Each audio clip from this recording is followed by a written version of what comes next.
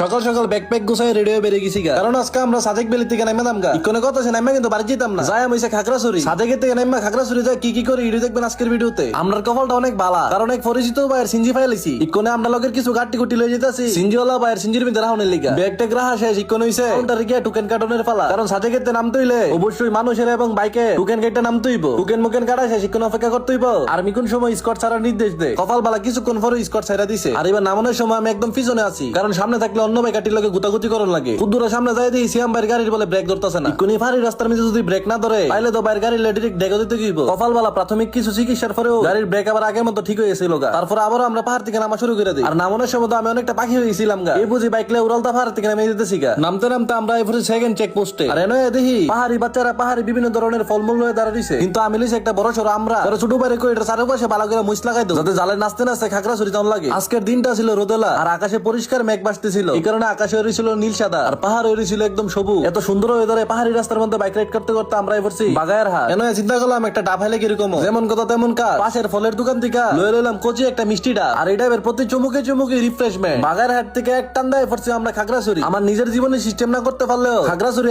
খাওয়া দাওয়া করানো লেগে গেছি আমরা সিস্টেমে। ভিতরে ঢুকে আমি সিনা হাসির কালা বোনা নিছিলাম। কালা বোনাটা এত মজা ছিল, এটা দিয়ে ভাত খায় বাইরে দেখি খাগড়াছড়ি শাইন ভাইয়া হাজির। পরে আমরা ফ্রেশ স্টেশনে লেগে গেলাম ডিরেক্ট মাটিরাঙ্গা। ফ্রেশ হয়ে নগদ আবার বাইরে গেলাম ঘুরতা। জীবনের পরিস্থিতি যেরকমই হোক না গেলে ঘোরাঘুরি কোনো সময় বাদ যেত না। এদিকে বৃষ্টি হওয়ার কারণে রাস্তার সব পে শাইন ভাইয়ের শার্টের বিন্দু পড়তেছিল। পরে ভাই এই ফেরাতে থেকে বাসনের লিগা ভাইয়ের প্রাক্তনের মনের থেকে বড় একটা ফাতল লইছে। আইরে ফোলা ফাইন আপনারা সবসময় প্রাক্তনের মতো জিনিসটিরে ইউজ করে গেলে। ঘুমতিতে যাওয়ার লগে লগে আমরা লগে রাহেন ভাইয়া হইলো। আর আমি বর্তমানে যে জায়গাটা আছি এই জায়গাটার নাম হইছে মিনি সুইজারল্যান্ড। এনের পরিবেশ আসলে সুইজারল্যান্ডের মতো। আমাদের দেশের অনেক কোনাকাঞ্চিতে এরকম সুন্দর সুন্দর পরিবেশ লোকে আছে। এদিকে আমরা ফেলাম রামগড় বর্ডার রোডের মধ্যে। আর এই রাস্তাটা আমার অনেক পছন্দের। কুদ্দুরা সামনে দিয়ে আমরা জীবন সঙ্গীতের একটা সাইডে রেখে ব্রেক দিলাম। একটা জিনিস চিন্তা করলে অনেক অবাক লাগে, এই গাড়ি নামক মেশিনটি কত শত শত কিলোমিটার পাড়ি দিয়া আমরা আল্লাহর সৃষ্টি কত সুন্দর সুন্দর পরিবেশ দেখাইতাছে। অনেকেই দুই চাকার বাইকের অপছন্দ করে, কিন্তু আমরার মতো ফলাবাইনদের সব দেন জ্ঞানী বাইকটি জুইরা আমরা এন থেকে আবার রওনা দিয়ে দিলাম রামগড় চা বাগানের উদ্দেশ্যে। আর শাইন ভাই এরকম রাস্তা দেখলে এবার পাগলা হয়ে থাকে। এর চা বাগানে তো আমরা ডিরেক্ট চায়ের রাজ্য শ্রীমঙ্গলের ফির ফাইলাইতাছি, কারণ আমি বর্তমানে যেন আছি আর দুই পাশে